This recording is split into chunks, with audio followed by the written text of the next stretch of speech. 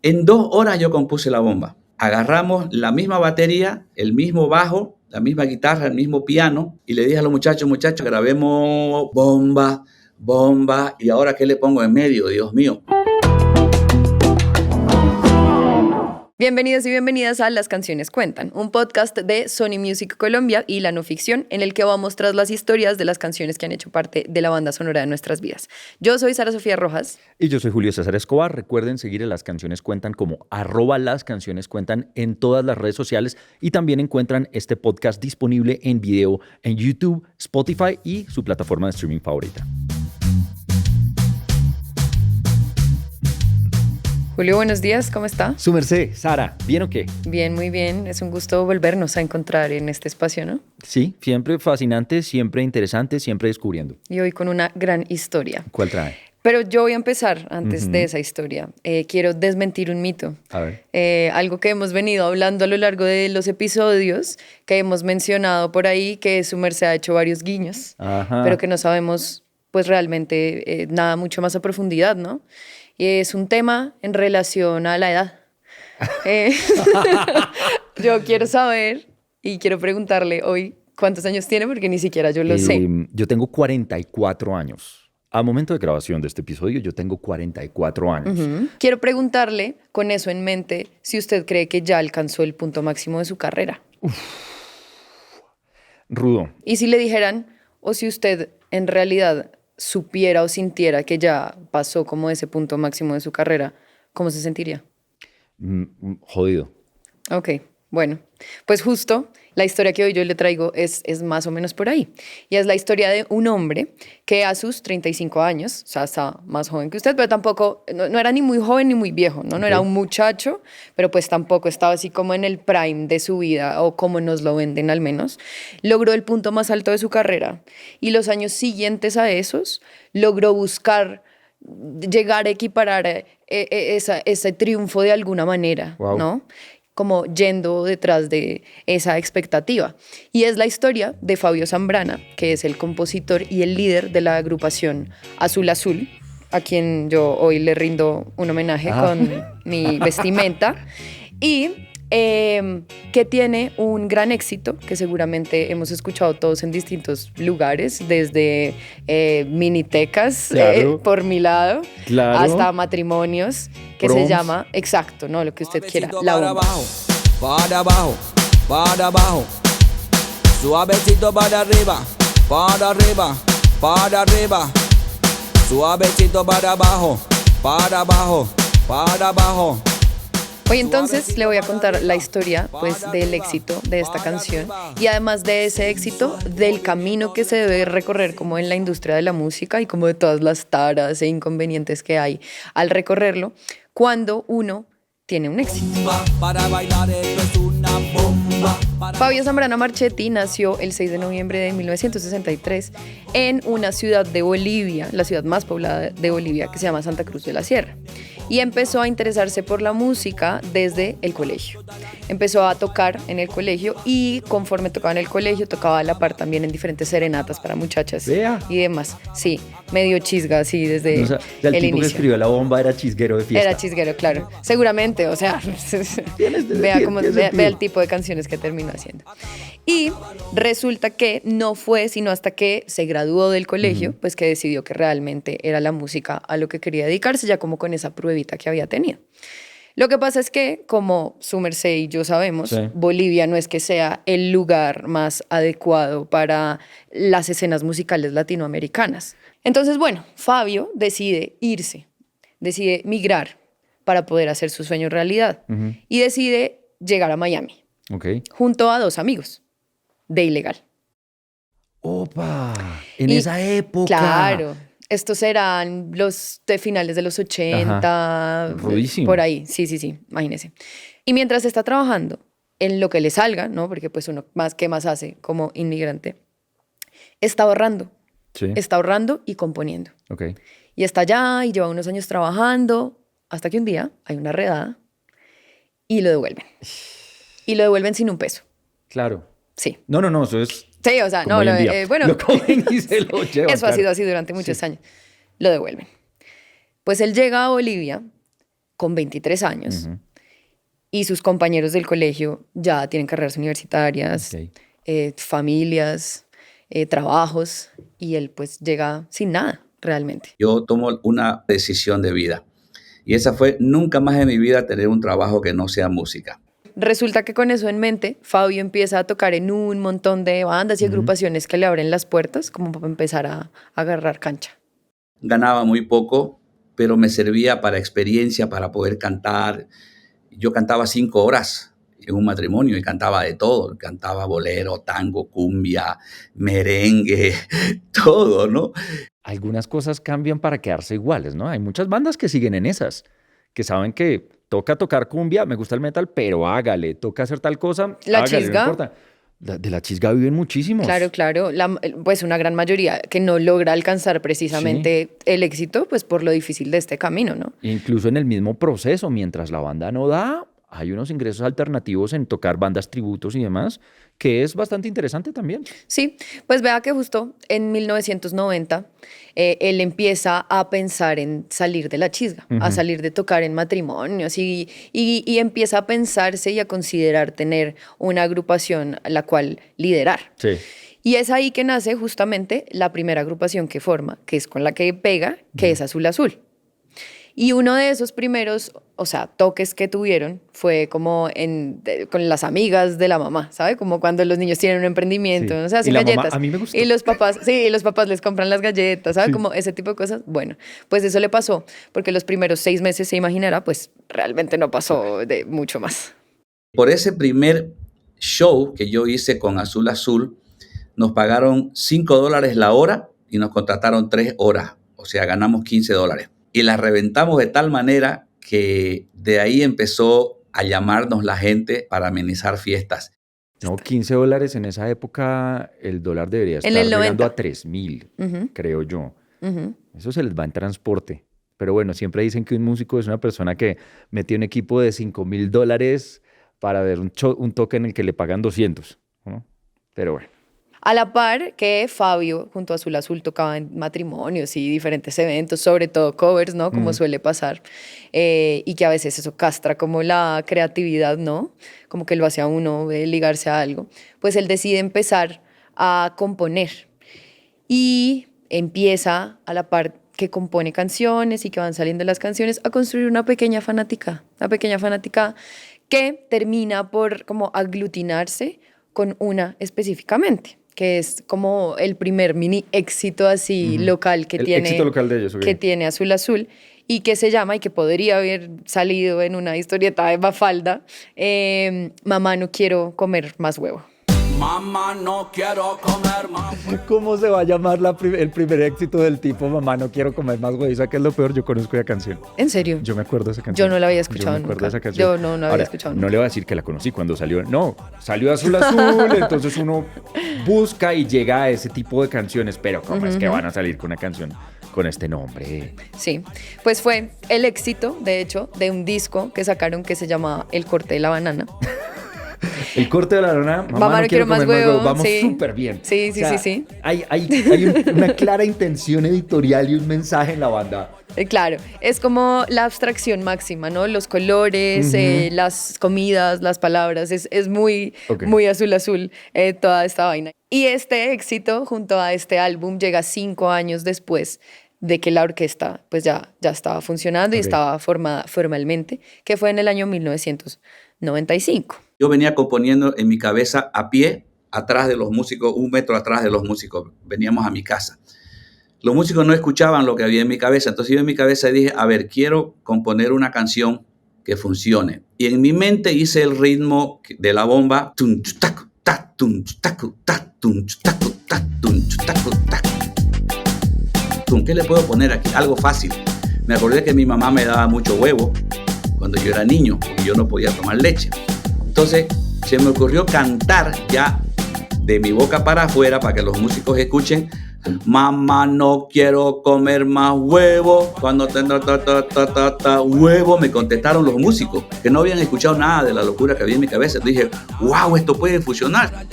Pues bueno, resulta que Mamá, no quiero comer más huevo, pues fue como ese como que le hizo entender a Fabio que era ese el camino que debía tomar. Y las canciones siguientes que él estaba pensándose en clave de éxito tenían un poco de ella, ¿no? Él dice que de hecho fue un ritmo parecido al de esta canción el que le hizo empezar a pensar en hacer la bomba. Nosotros vamos con Mamá No Quiero Comer Más Huevos a Puerto Rico en el 87. Estábamos allá y yo escuchaba que los puertorriqueños, los técnicos, los ingenieros, los choferes, mencionaban mucho una palabra, el culea. Y yo le digo, oye, en Bolivia eso es una mala palabra. Le digo, no, eso es tener sexo, tener relación, digamos, ¿no? Y le digo, acá en Puerto Rico, ¿qué significa? Y me dicen, acá en Puerto Rico significa un baile, me dice. La mujer se pone así, el hombre se pone así y empiezan a bailar, digamos, ¿no? Para quienes nos escuchan desde Colombia, que es el lugar desde el que transmitimos, pues les contamos que acá, al igual que en Bolivia, culea viene siendo lo mismo, no como Sí. en Puerto Rico, que hacía referencia precisamente pues a un baile en relación Sí. a la cadera. Acá yo culeo, tú culeas, él culea, nosotros culeas, vosotros culeáis, ellos culean. O sea, Ajá, la ajá. palabra. Sí, sí, sí. Y que si uno se pone a pensar, y cuando escuché la descripción del baile, que es como restregarse un poco, es medio como antecesor del reggaetón, Precursor ¿no? del perreo. Sí, total, sin duda. Y también lo pensaba, ¿sabe qué? Como en clave de cómo Fabio también quería hacer una canción a partir de un baile, Ajá. como lo fue, por ejemplo, La Lambada en el Bueno. Brasil, ¿no? Que empezó siendo un baile y que decantó siendo una canción y que todo el mundo cree que La Lambada es la canción, pero en realidad es un baile, pues, del Brasil. Y eso funciona muchísimo, porque hace que peguen y si la coreografía funciona, eso engancha y se queda en la cultura y se queda en la gente. Y si usted se pone a pensar, la bomba también está muy relacionada con el baile, ¿no? Claro, claro, desde la letra. Y usted toda la razón no había pensado. No, y pues son las coreografías de... O sea, ahí viene como una conexión. Vea, igual no estamos hablando de la bomba, ¿no? Estamos hablando del baile de la culea. Pero pues quiero que lo tenga presente, Va. quiero que lo tenga presente. Fabio entonces quedó tan impresionado con ese baile a finales de los 90, ¿no? El precursor del perreo, Sí. por favor, situémonos ahí. Ok. Y decide pues hacerle este tema. Y es esta la forma en la que él compone esa canción. Y el baile de culea era el mismo ritmo de la bomba, mismos acordes, todo, pero en vez de decir bomba decía culea. Culea, ta ta ta ta ta ta ta, culea, ta ta ta ta. El baile del culea Ajá. estaba pensado para salir en un álbum que se llamó El Sapo. Fantástico. Sí, volviendo. O sea, el sapo, mamá no quiero comer más huevo, culea, azul, azul, plátano, el banano, plátano. o sea... Está claro. Sí, hay una línea Sí, editorial sí, que el corte de la funciona. banana. Totalmente. Realmente, pero Muy ahí va. noventas. Sí. La abstracción máxima. Pero si hubiese salido el baile del culea, seguramente lo tendríamos presente, ¿no? Claro. Y hoy en día también sería un éxito si se llamara Sería culea. un éxito, sí, Estoy sin convencido. duda. No tan family friendly como lo es la bomba, pero sería un éxito. Y es que de hecho esa es la razón por la que no salió. Resulta que Fabio le mostraba la canción pues a sus allegados antes de que saliera, y una de las personas a las que se la mostró, que además pues tiene una historia muy bonita porque hoy en día sigue siendo su esposa y se enamoró de ella alguna vez en una de esas serenatas que daba cuando chisgueaba y era muchísimo más joven, pues le dijo que él tenía que tener cuidado porque había muchos niños que lo escuchaban y ella no estaba tan de acuerdo con que existiera precisamente en su repertorio una canción como El baile del culea. Y ella le sorprenderá su nombre, volviendo a las abstracciones y a las conexiones que hay con Azul Azul, es Fabiola. Entonces es Fabio y Fabiola. Fabio y Fabiola. Fabio y Fabiola de Lindo, Azul Azul. Lindo. Sí, claro. Sí, tiene todo el sentido. De Azul Azul. Y ahora quiero que escuche a Fabiola recordando justamente esa primera vez que escuchó el baile del culea. Dado que el estilo del grupo o de las composiciones de Fabio eran bastante descontraídas, no me sorprendió, pero en ese momento lo que yo pensé fue, ok, en este momento ya estamos sobrepasando las fronteras.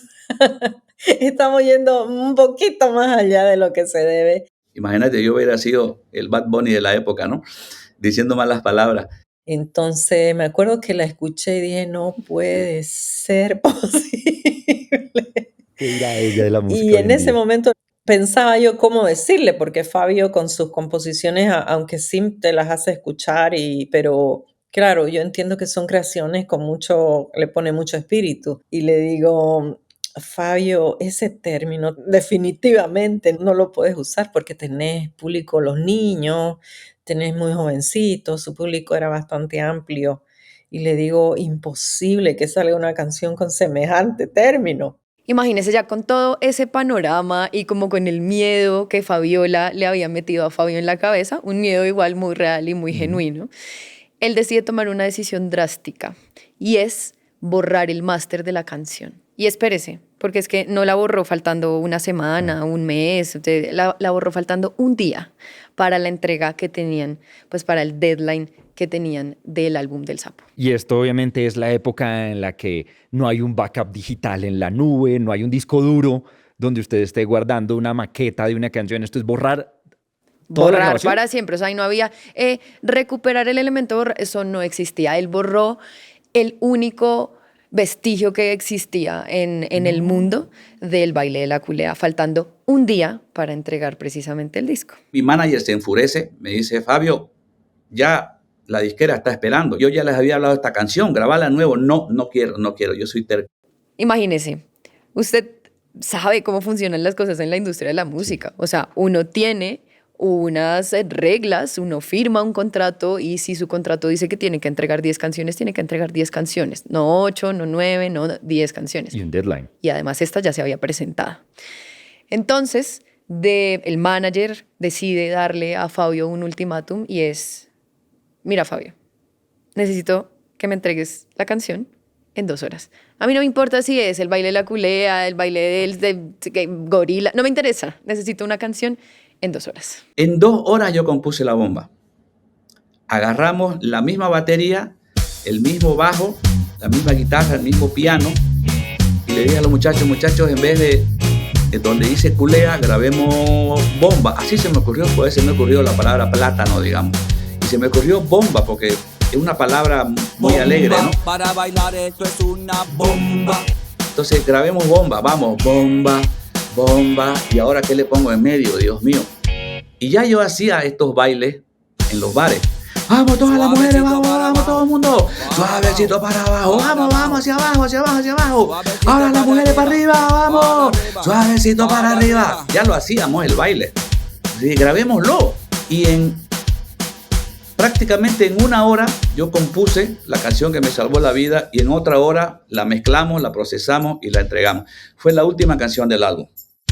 Bomba, para bailar esto es una bomba. Para gozar esto es una bomba. Para menear esto es una bomba. Y las mujeres lo bailan así, así, así, así. Todo el mundo una mano en la cabeza. Claro, es una canción que tiene un call to action, ¿no? Sí, Muchas sin duda, canciones que sin tienen duda. pasos y uno sabe que tienen la coreografía, pero no hace un llamado a que hagan la coreografía. Uno se le pegó por el video. Claro que sí. Pero esto tiene lo que dirían hoy en día un call to action. Claro, el llamado a la acción. Claro. Usted se imagina, pues ahí que estamos hablando de Fabio y de su relación con las palabras, que se le hubiera ocurrido cualquier otra cosa. Cualquier otra palabra. Pues ahí él decía, pude haber dicho plátano. Sí, ya se me metió Sí, el sí, Fabio. sí. Plátano.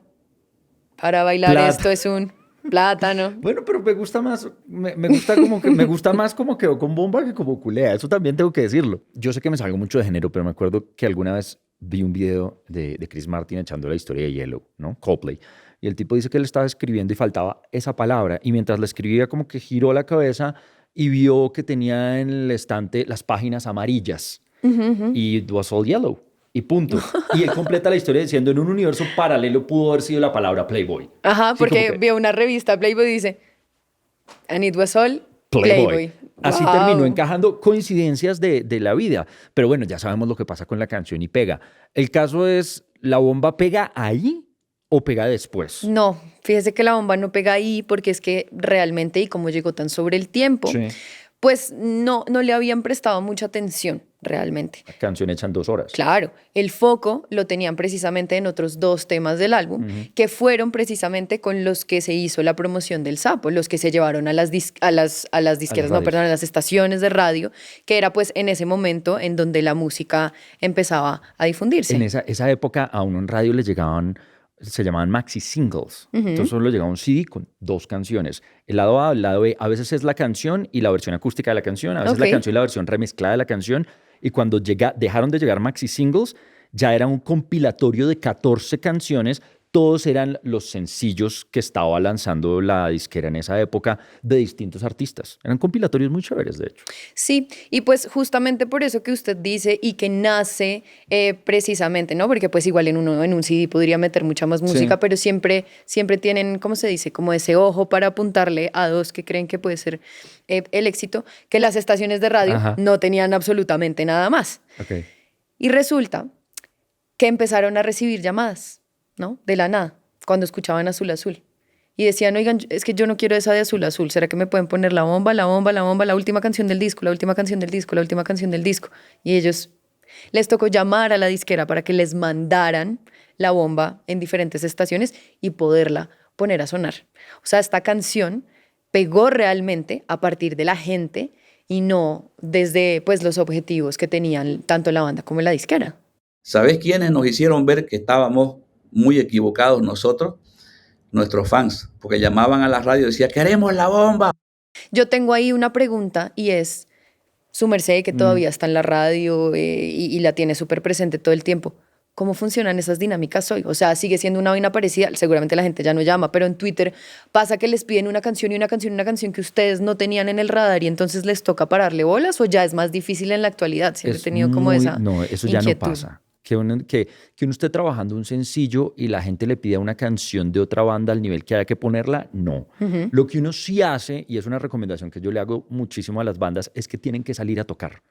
Porque en ocasiones yo me entero de agrupaciones que son muy buenas y yo por la misma cantidad de música que uno escucha, les llego tarde o me entero, es porque la gente empieza a decirme, tienen que ver a esta banda, es buenísima, los viene en festival, vayan a verlos. Y uno sí dice como, hay mucha gente hablando de estos tipos, tengo que ir a verlos. Eso sí pasa, me pasa más con bandas que con canciones. Eso, por ese lado, sí pasa un montón. Porque a mí me parece muy triste que se haya perdido como esa costumbre, ¿no? Porque igual, remitiéndome como a episodios que hemos tenido en el pasado, fue algo muy parecido a lo que le pasó a Baracunátana, ¿no? Claro. Esta versión en vivo que se tocó en la radio, que grabaron En sin querer, 88.9, la superestación en la época. a repetir hasta que les tocó grabarla, ¿no? O el Santo Cachón, que tampoco querían que sonara. Es verdad, sí pasa que la gente todavía pide música en las emisoras. Eso es hermoso. Claro, por audios de WhatsApp, pero sí pasa que la gente pide canciones. Pero tanto como para llevarme a descubrir una canción porque se solicita masivamente, a mí no me ha pasado. A mí no me ha pasado. Bueno, y eso es lo que nosotros pensamos, ¿no? Como de el éxito de las canciones así en la radio. Pero quiero que escuche cómo lo vivió Fabio. Mucha gente de la industria en Bolivia nos decían, oye, prácticamente ustedes son idiotas, hermanos, ¿no? Las fans están pidiendo la bomba y ustedes no le dan bola.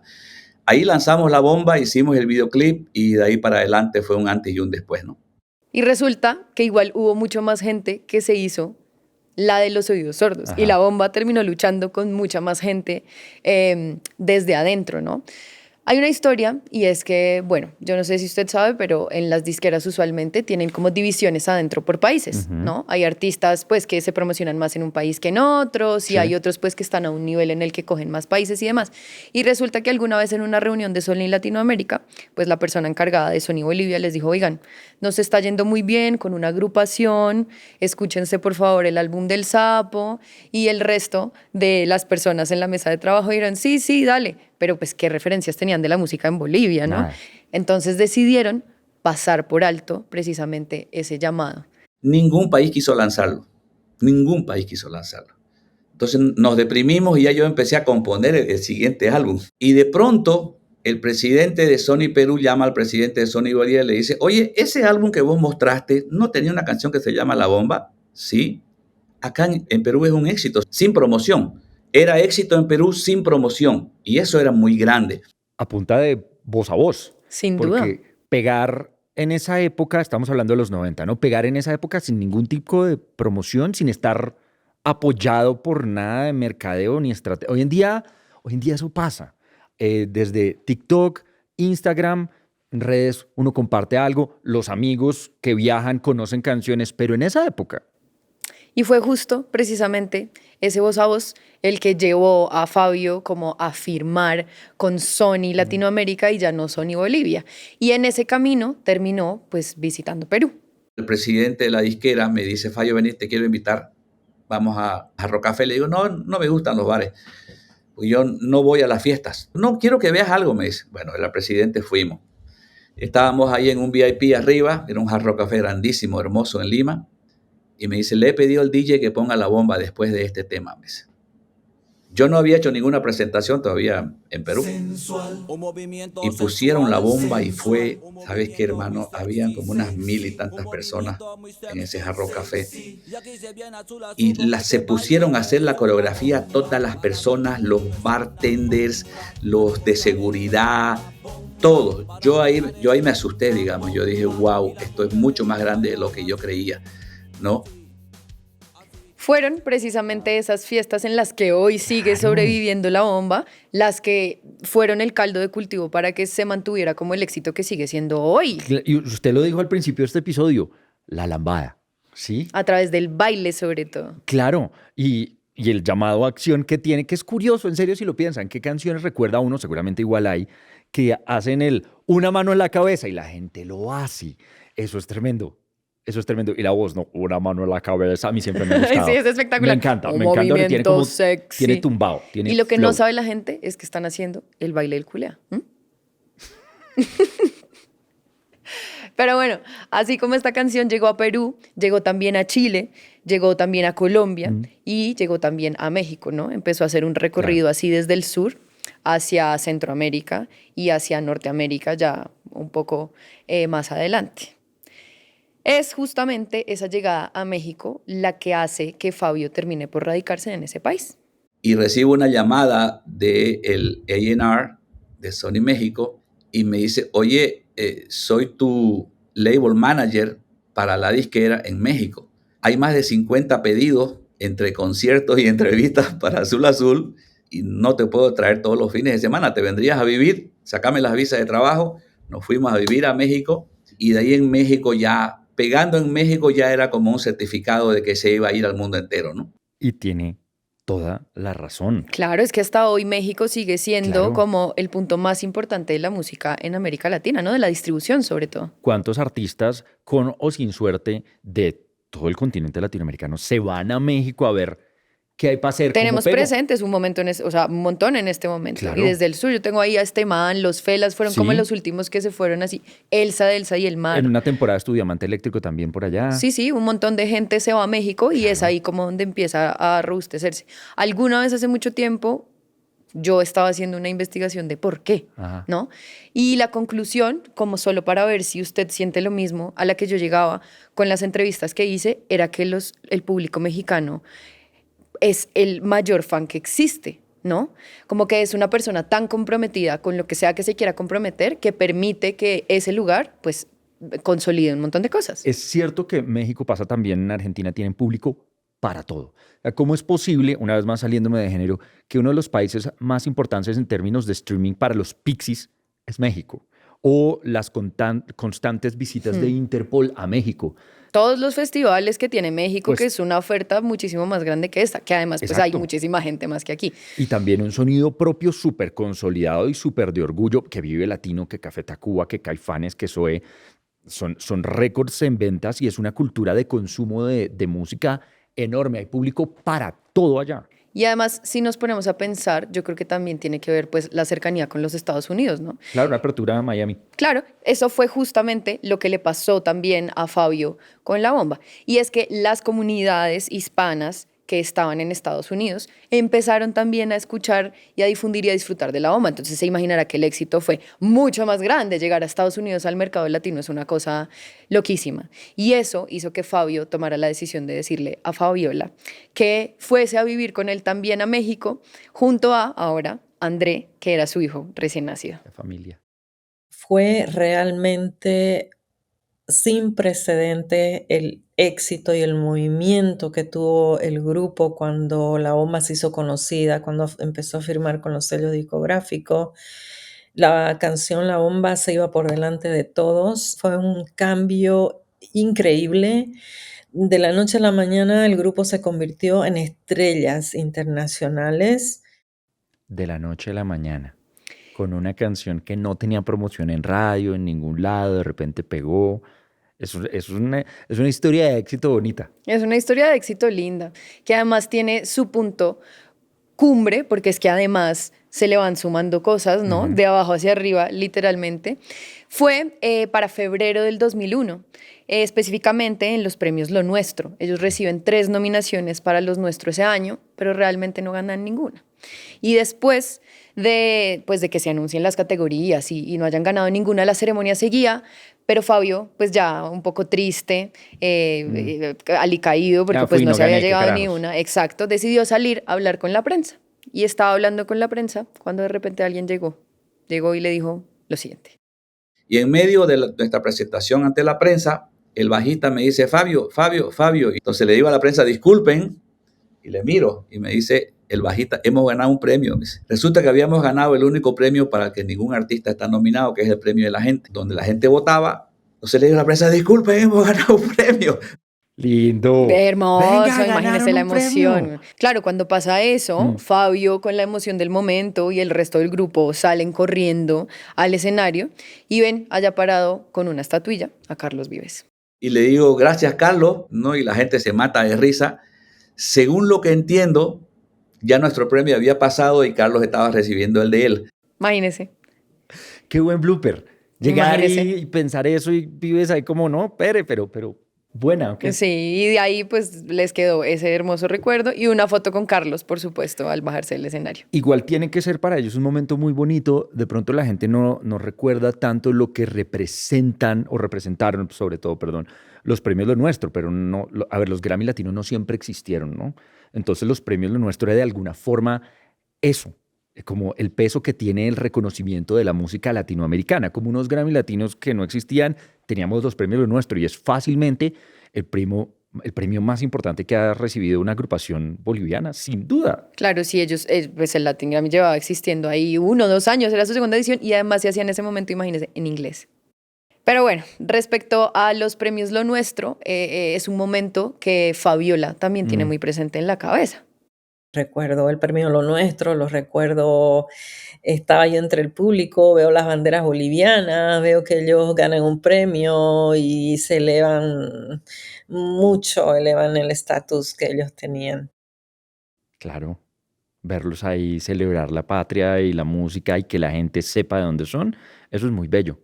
Es hermoso, pero antes de seguir con nuestra historia, yo quiero que hagamos una pausa en este momento cumbre para poder luego abordar un poco qué es lo que pasa después de tocar la cima.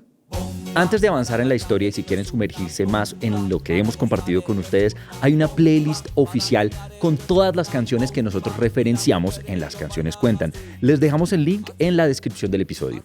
Julio, si se acuerda de La Bomba, yo creo que debe tener también presente por ahí otra así como de ese paquete, que de hecho yo lo manejaba así también cuando ponía ese crossover colombiano en Demente, que se llama Mayonesa de chocolate. Uy, por Mayonesa supuesto. de chocolate. Claro, yo me acuerdo mucho de esa canción porque cuando yo estaba en la universidad, yo soy de comunicación social, entonces hubo un congreso de comunicación, creo que se llamaba Comunicación para Construir lo Nuestro, y vino gente de toda América Latina, y esa era la canción de moda. ¡Wow! Entonces esa era la canción que estaba sonando y que había que... O sea, en la fiesta de fin del Congreso hubo...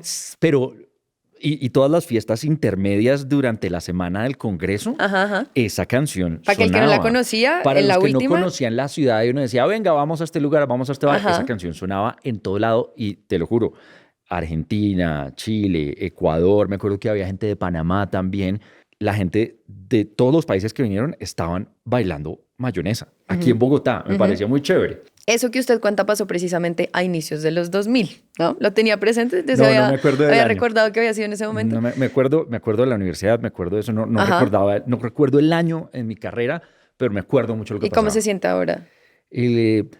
La verdad, menos mal no hay videos de la época, porque me daría mucho vergüenza que encontraran un video de uno en esa época bailando mayonesa. Bailando mayonesa o bailando la bomba, porque venían una detrás de la otra. Esta, de la que vamos a hablar ahorita, de la mano de Chocolate y también de este señor. Mi nombre es Charly Sosa, soy cantante y bueno, creo que en muchos países me conocen por ser el cantante original de la canción Mayonesa. Claro. Entonces ahí ya se va haciendo una idea de dónde nació. ¿Dónde Sí. nació Charly? ¿Lo tiene presente? Sí, un poquito. Y para mí, yo no sabía que este tipo de sonido existía en Argentina en esa época. Es que no es Argentina, es Uruguay. ¿Cómo? Sí, Charly nace en el 73 en Uruguay, que si usted se pone a pensar Sí. es otro país de este tamaño, ¿no? Igual que Bolivia.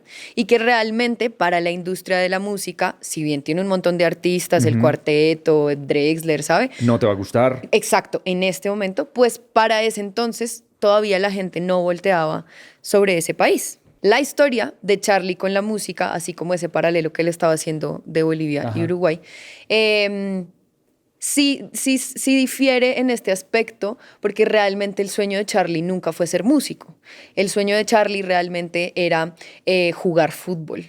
Y logró llegar hasta la primera división del fútbol uruguayo, pero a la par pues tenía otros trabajos. Y fue alguna vez en uno de esos trabajos, bañándose en una ducha, que un compañero dijo, ¿quién está cantando? Y mi compañero preguntó quién estaba cantando y yo le dije que yo, y yo dije, debo estar cantando tan horrible que este compañero vino a preguntar a ver quién era el que cantaba tan feo. Y cuando salí de la ducha, él me estaba esperando ahí en el locker, en el casillero donde yo me cambiaba, y me invitó a ir a un casting que había para un conjunto de carnaval. Fue como a través de ese golpe de suerte que Charly decidió pues comenzar a cantar y cambiar como ese sueño del fútbol por el de la música. Y empezó pues a tocar en diversas agrupaciones, ¿no? Una de esas a las que llegó a finales de los 90 fue precisamente Chocolate. Y con ellos graba en el 2000 La Mayonesa, que si usted se pone a pensar aquí vuelve otra vez a ser como similar, ¿no? Empezó tocando con muchos grupos, llegó a uno y graba un tema que se convierte en un éxito. No había redes sociales, no había plataformas digitales, no había canal de YouTube. Y en el Uruguay, un país tan pequeño, tampoco había mega inversión de ninguna disquera.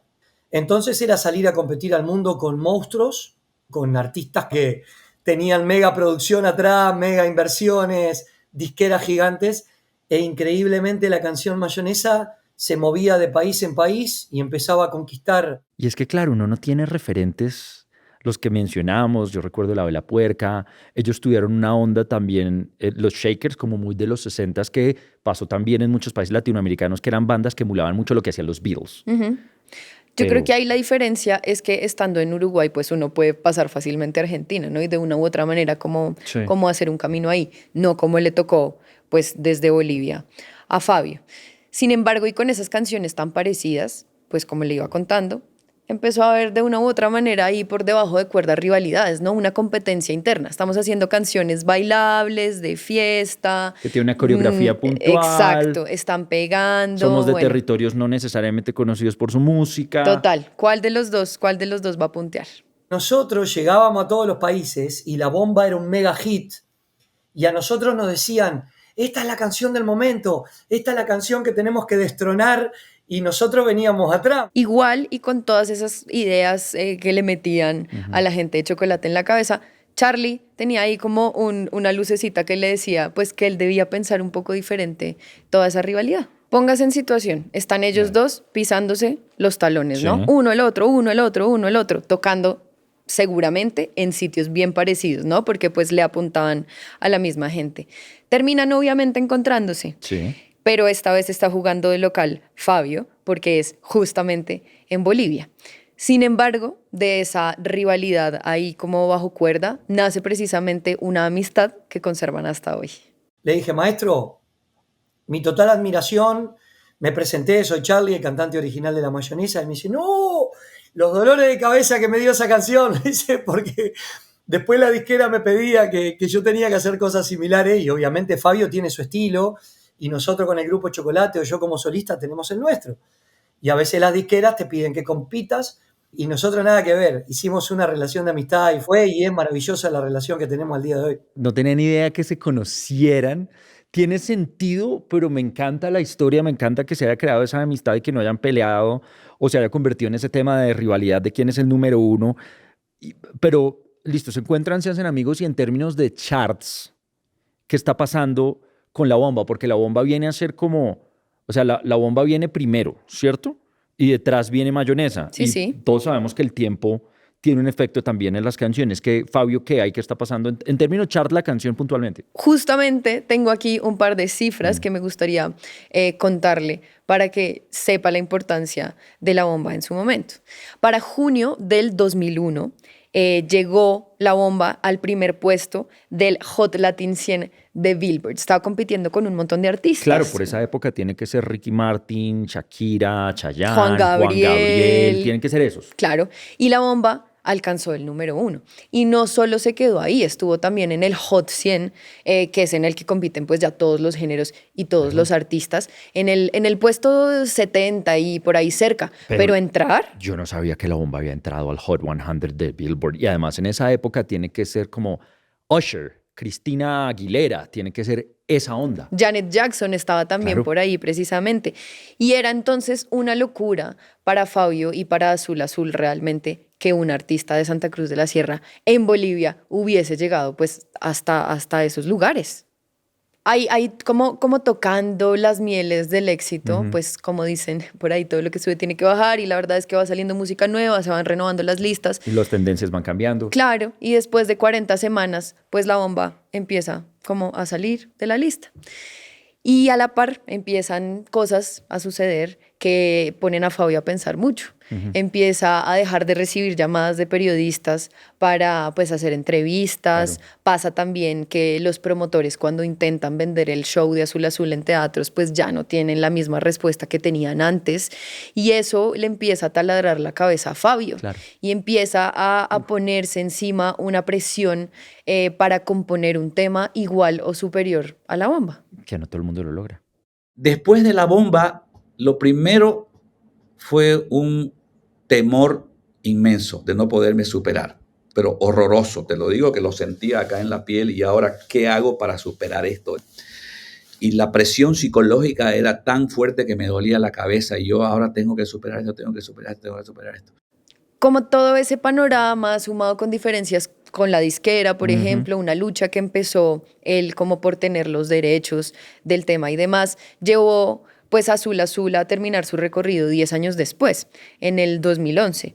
Y le hizo como ser consciente un poquito a Fabio y que le dio un poco de tranquilidad en últimas, el hecho de darse cuenta que quizá La Bomba solo había sido un montón de varios factores, de casualidades que hicieron que ese tema fuera un éxito y también darse cuenta que pues no hay una receta para llegar a eso y que buscar llegar a eso de diferentes maneras pues es una cosa muy difícil.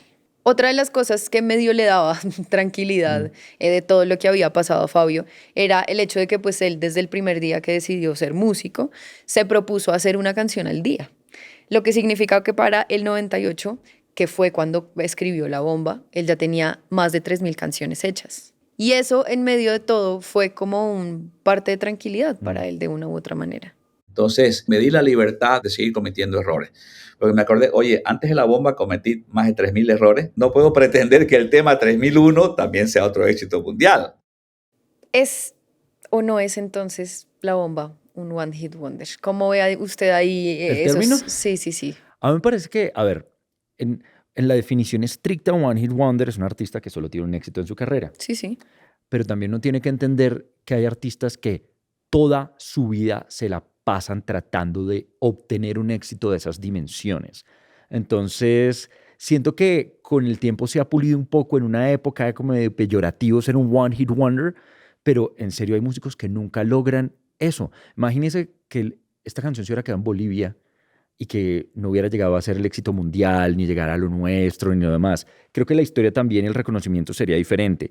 Hace muchos años yo entrevisté un día a Carl Douglas, el tipo detrás de una canción que llamaba Kung Fu Fighting. Hoy la tengo disco. súper presente. Esa canción. Y Carl Douglas dice, me contó en la Ni entrevista. siquiera sabía que ese era su nombre, Sí, imagínese. Me cuenta, vea, hay músicos que tratan toda la vida de obtener ese éxito enorme de impacto mundial y habérselo dado al mundo es hermoso, pero también dice, al día de hoy solo 2 jamaiquinos han tenido un éxito de esas dimensiones, Bob Marley y yo. Sí.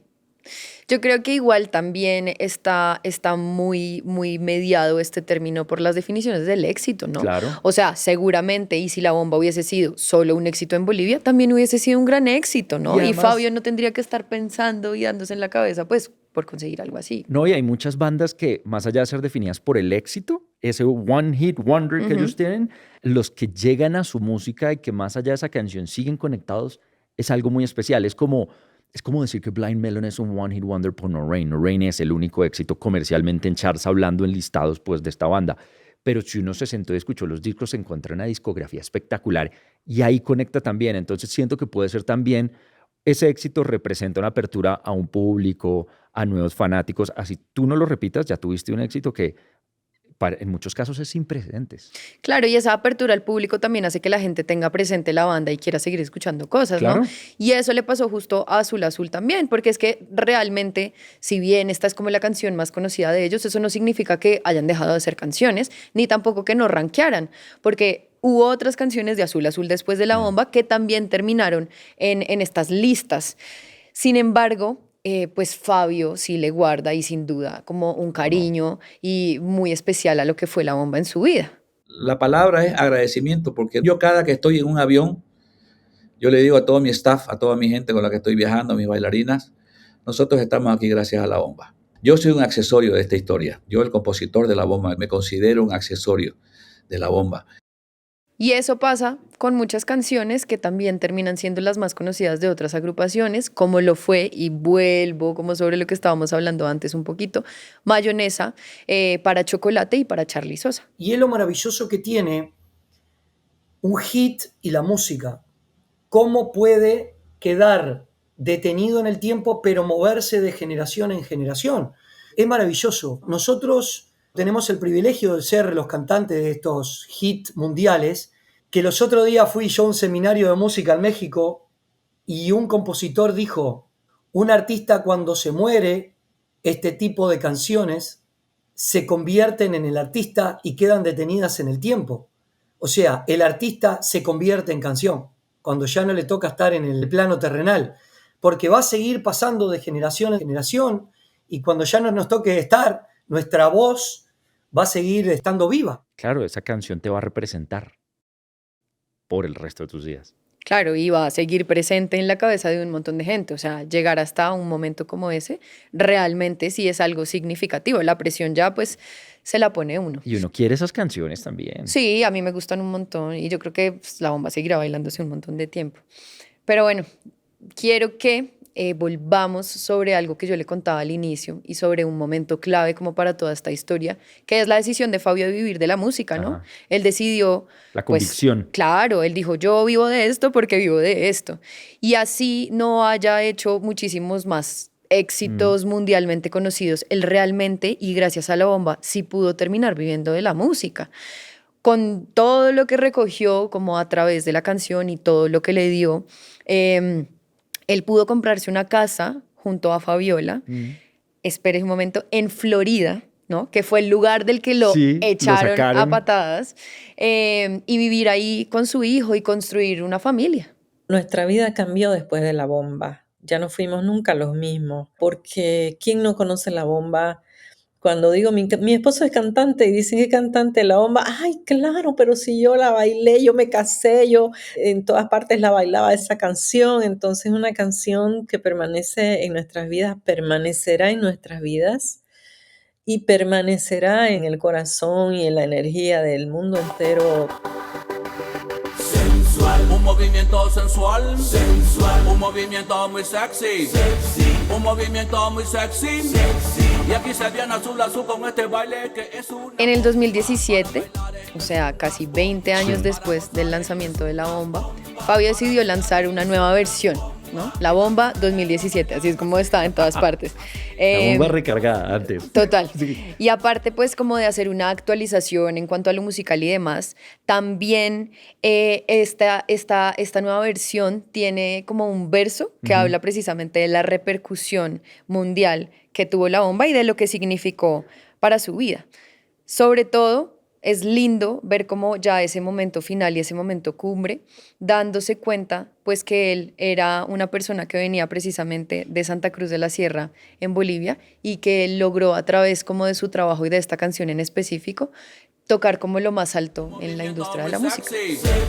Un movimiento muy sexy, sexy. Fabio Zambrana llegó con su baile que es una bomba. Desde Bolivia salió bomba, al mundo entero llegó bomba. En Europa y en Asia bomba, en Oceanía y en África bomba.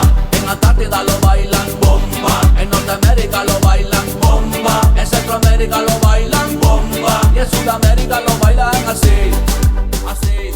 para mí la estrella de mi vida se llama La Bomba. Una mano en la cabeza, una mano en la cabeza, un movimiento así. Este podcast es una producción de Sony Music Colombia y La No Ficción.